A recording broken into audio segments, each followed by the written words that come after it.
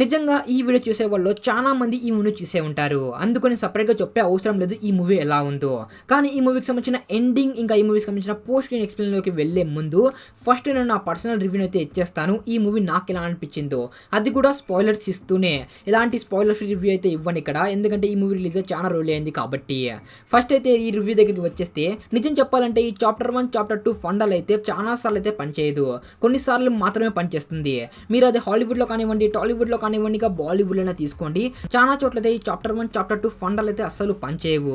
ఎగ్జాంపుల్‌కి మీరు హాలీవుడ్‌లో రిలీజ్ అయిన టర్మినేటర్ 1 మూవీని చూసుకోండి. ఆ మూవీ చాలా అంటే చాలా హిట్ అయితే అయ్యింది.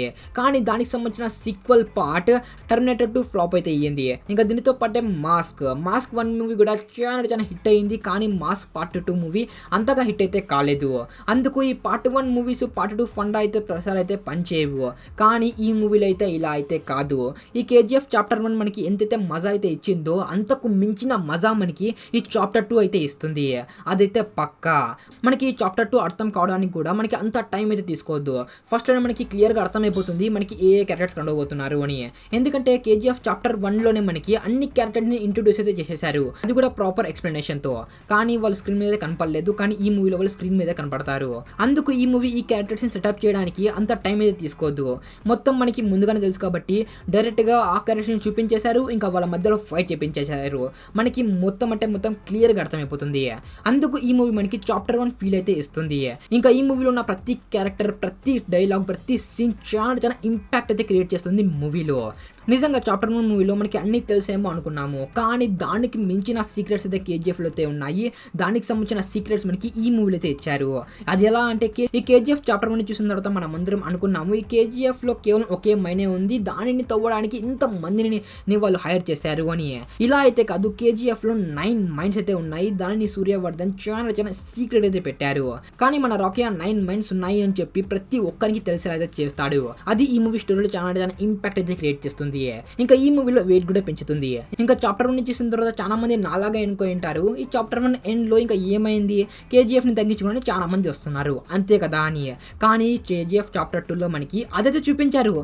కానీ అందులో చాలా ట్విస్ట్ అండ్ టర్న్స్ అయితే ఉన్నాయి. అది ఇంకా ఈ మూవీ స్టోరీ వెయిట్ అయితే చాలా పెంచుతుంది. ఇంకా ఈ మూవీలో ఉన్న క్యారెక్టర్ గురించి మాట్లాడితే ఈ మూవీలో చాప్టర్ 1లో మనకి ఎన్నైతే క్యారెక్టర్స్ కనబడినారో వాళ్ళందరూ ఈ మూవీలో చాలా ఇంపార్టెంట్ రోల్ అయితే ప్లే చేశారు ఏదో ఒక రకంగా. అది ఇతనైనా కావచ్చు, అది అదిరైనా కావచ్చు, ప్రతి ఒక్కరు చాలా ఇంపార్టెంట్ రోల్ అయితే ప్లే చేశారు. కానీ ఈ మూవీలో ఒక క్యారెక్టర్ నన్ను డిసప్పాయింట్ అయితే చేసింది, అదే రీనా. ఈ క్యారెక్టర్ నాకు అసలు అర్థమే కాలేదు. చాప్టర్ 1లో మన రాకీ మీద కొంచెం అయితే ప్రేమ అయితే పుట్టుకొచ్చింది. కానీ ఈ మూవీలో అసలు అది కనపడటం లేదు. మనకి ఆమె ఫస్ట్ ఇంట్రడ్యూస్ అయినప్పుడు ఎలాంటి యాటిట్యూడ్ అయితే మనకి చూపించిందో సేమ్ యాటిట్యూడ్ మనకి ఈ మూవీలో అయితే చూపించింది. మనకి చాప్టర్ 1 ఎండింగ్లో ఉన్న అంత లవ్ అయితే మనకి ఈ చాప్టర్ 2లో అయితే కనపడలేదు. నాకు అది కొంచెం వెరైటీగా అయితే అనిపించింది.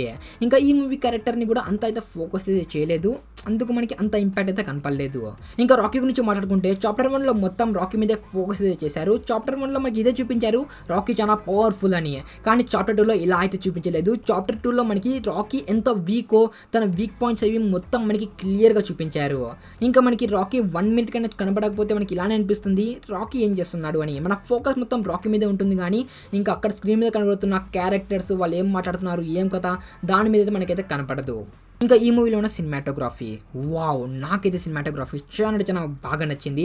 ఇందులో ఉన్న ఎండింగ్ మ్యూజిక్ కానివ్వండి అన్ని చాలా బాగా అనిపించాయి. ఇంకా ఇక్కడ నేను కేవలం ఈ మూవీకి సంబంధించి పాజిటివ్ థింగ్స్ మాట్లాడుతున్నాను. ఈ మూవీలో ఎలాంటి నెగిటివ్ థింగ్స్ లేవా అంటే అస్సలు లేవు. విఎఫ్ఎక్స్ని వదిలేసి నాకు వదిలేసి ఈ మూవీకి సంబంధించిన బడ్జెట్ అనేది కేవలం 100 crores అని.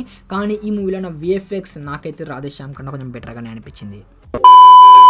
మనకి ఈ మూవీలో విఎఫ్ఎక్స్ అంతగా అనిపించకపోయినా కూడా మనకి ఈ మూవీలో స్టోరీ లైన్ డెప్త్ మనకి అదైతే ఖచ్చితంగా అయితే ఫీల్ అయితే అవుతుంది. మనము ఈ మూవీతో తప్పకుండా కనెక్ట్ అయితే అవుతాము. ఇంకా నాకైతే ఈ మూవీ అయితే నిజంగా చాలా బాగా నచ్చింది. ఇంకా ఇందులో ఉన్న ఫ్లాల్స్ మొత్తం నేను చెప్పేశాను. ఇంకా మీకు ఈ మూవీలో అనిపించింది కింద కామెంట్స్లో తప్పని చేయండి. సారీ ఫర్ ది రా రివ్యూ ఇంత పెద్దగా ఇచ్చినందుకు. ఇంక ఇప్పుడు మాట్లాడదాం ఈ మూవీ ఎండింగ్ గురించి. అసలు ఈ మూవీ ఎండింగ్లో ఏం జరిగింది. ఈ మూవీ ఎండింగ్లో మన అదీరా మన రాకీ వైఫ్ని చంపేస్తాడు. ఇంకా మన రాకీ అతన్ని చంపేస్తాడు. కానీ రాకీకి ఇదైతే అర్థమైపోతుంది ఇది మొత్తం అదీరా ఒకటే చేయలేదు, అదీరా జస్ట్ ఒక టాయ్, తను ఆడించేది ఇంకోరు అని. ఇంకా అది ఎవరో తెలుసుకుంటాడు. ఇంకా అతను అతను అసెంబ్లీకి వెళ్ళి ఆ మినిస్టర్ని చంపేస్తాడు, అది కూడా రమికా సింగ్ ముందర. ఇంకా అతను ఎవరి కోసం బతకాలో, ఇంకా తన లైఫ్ లో మొత్తం హోప్ అయితే కోల్పోయాడు. అందుకు అతను తన దగ్గర ఉన్న బంగారాన్ని మొత్తం తీసుకొని ఇండియన్ ఓషన్ లోకి వెళ్ళి అక్కడికి వెళ్ళి మునిగిపోతాడు. ఇంక ఇక్కడతో ఈ మూవీ స్టోరీ ఎండ్ అయిపోతుంది. ఇంకా ఈ మూవీ స్టోరీ ఎండ్ అయిన తర్వాత థియేటర్ లో అందరూ ఆడియన్స్ అందరూ ఇదే కన్ఫ్యూజ్ అవుతున్నారు, ఇక్కడ మేము హ్యాపీ కావాలా లేకపోతే సాడ్ కావాలా అసలు అర్థమే కావటం లేదు. కానీ అప్పుడే ఈ మూవీ పోస్ట్ క్రెడిట్ సీన్ అయితే వస్తుంది. ఇంకా ఆ సీన్ చూసిన తర్వాత ఫ్యాన్స్ లో ఎక్స్పెక్టేషన్స్ ఇంకా ఎక్సైట్మెంట్ రెండు పెరిగిపోయాయి. ఇంకా ఆ పోస్ట్ క్రెడిట్ సీన్ ఈ మూవీకి సంబంధించిన చాప్టర్ 3ని కన్ఫర్మ్ అయితే చేసేస్తుంది. ఇంకా దీనిని చూసిన తర్వాత ఫ్యాన్స్ ఇంకా ఎక్సైట్ అయితే అయ్యారు విత్ కన్ఫ్యూజన్ తో. ఎందుకంటే ఇప్పుడు చాప్టర్ 2 ఎండింగ్ లో మనకి ఇదే చూపించారు, రాకీ చనిపోయాడు అని, ఐ మీన్ రాకీ మునిగిపోయాడు అని. అతను బతుకున్నాడా లేదా ఈ విషయం అయితే మనకైతే తెలియదు. కానీ కేజీఎఫ్ చాప్టర్ 3 ఇప్పుడు కన్ఫర్మ్ అయింది కాబట్టి బహుశా మన రాకీ బతికే ఉండవచ్చు. ఇంకా ఎనీవే దీని గురించి డీప్ గా అయితే డిస్కస్ చేద్దాం, ఈ దీనికి సంబంధించిన పోస్ట్ క్రెడిట్ సీన్ గురించి. అందుకన్నా ముందు మీకు నేను ఈ పోస్ట్ క్రెడిట్ సీన్ లో ఏం జరిగిందో మొత్తం క్లియర్ గా ఎక్స్ప్లెయిన్ అయితే చేసేస్తాను. ఈ పోస్ట్ క్రెడిట్ సీన్ లో మనకి ఇదైతే చూపించారు. ఈ పోస్ట్ క్రెడిట్ సీన్ లో మనకి ఈ విషయం అయితే తెలుస్తుంది, మన రాకీ ఇండియాలో ఒకటే కాకుండా క్రైమ్ చేసినది మొత్తం ఇంటర్నేషనల్ లెవెల్లో క్రైమ్ అయితే చేశాడు. అదేం కథ అదేమో తెలియదు, కానీ అతను ఇంటర్నేషనల్ లెవెల్లో క్రైమ్ అయితే చేశాడు. ఇంకా అదంతా ఇప్పుడు రమికా సింగ్ అయితే తెలిసింది. ఇంక ఇక్కడతో ఈ పోస్ట్ క్రెడిట్స్ అయితే ఈ చాప్టర్ 3 టీస్ చేస్తుంది. ఇంకా ఈ పోస్ట్ క్రెడిట్స్ ని చూసిన తర్వాత మనకి ఇదైతే అర్థమవుతుంది, బహుశా ఈ చాప్టర్ 3 మొత్తం మనకి రాకీకి సంబంధించిన పాస్ట్ మీద బేస్ అయి ఉండబోతుంది అని, ఐ మీన్ రాకీ పాస్ట్ లో ఏమేమైతే చేశాడో దాని మీద బేస్ అయి ఉండవచ్చు అని. ఎందుకంటే ఈ మూవీ మధ్యలో 4 to 5 years జంప్ చూడడానికి దొరికింది. ఇంకా మధ్యలో ఏం జరిగింది ఏం కథ మొత్తం మనకే తెలియదు.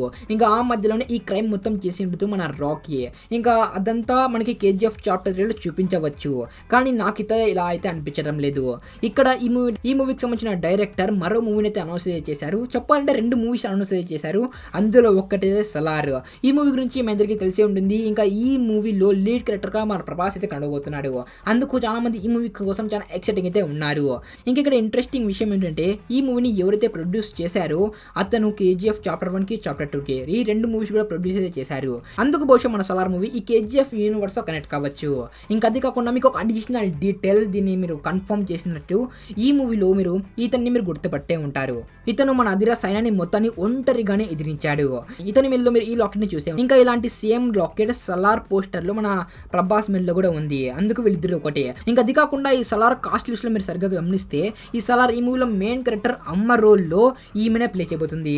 ఇంకా ఇది కోఇన్సిడెంట్ అయితే అయ్యిండదు కదా వాళ్ళనే కాస్ట్ చేయడానికి.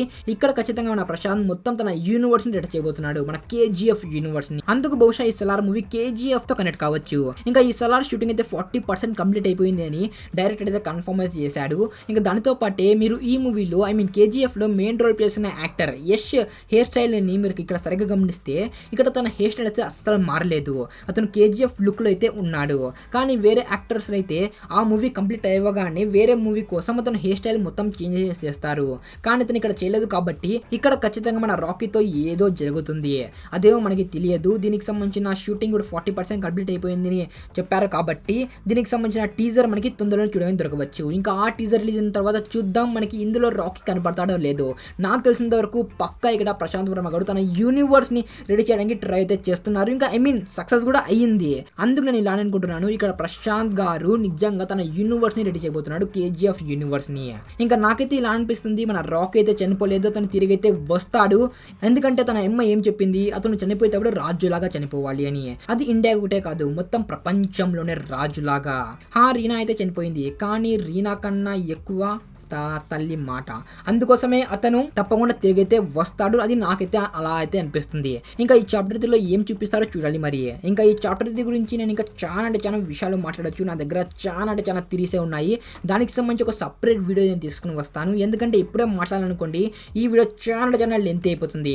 అందుకు నేను ఈ చాప్టర్ 3 గురించి మొత్తం ఒక సపరేట్ వీడియో తీసుకుని వస్తాను. అందులో మీకు ఒక అడిషనల్ డీటెయిల్స్ కూడా చాలా ఇస్తాను. మన రాకీ తిరిగి రాబోతున్నాడా, ఎలా మన ప్రశాంత్ తన యూనివర్స్ ని రెడీ చేయబోతున్నాడు, మనకి ఎలా చూపించబోతున్నారు. అందుకు మీరు ఆ వీడియో కోసం తప్పకుండా వెయిట్ చేయండి. సరేనా ఫ్రెండ్స్, ఇంకా నేను ఇక్కడ మాట్లాడుకుంటూ వెళ్తాను కాబట్టి ఇంకా ఈ వీడియోని ఇక్కడే ఎండ్ చేద్దాం. ఇంకా ఈ వీడియోలో అనిపించింది కామెంట్స్లో తప్పకుండా చేయండి. నాకైతే మూవీ చాలా పర్ఫెక్ట్గా అయితే అనిపించింది. అలాగే ఇక్కడ నుంచి మా ఛానల్ ఫస్ట్ టైం సబ్స్క్రైబ్ చేసుకోండి, పక్కన బెల్ తప్పించుకోండి. అలాగే మన ఇన్స్టాగ్రామ్, టెలిగ్రామ్ అన్ని చోట్ల మనం ఉన్నాం, వాటి లింక్స్ డిస్క్రిప్షన్లో ఉంటాయి. తప్పకుండా వెళ్ళి ఫాలో కండి, సబ్స్క్రైబ్ చేసుకోండి, అలాగే షేర్ చేయండి వీడియోని. నా ఫ్రెండ్స్ ఇంకా కలుద్దాం మరో ఇంట్రెస్టింగ్ వీడియోలో. అంతవరకు బాయ్.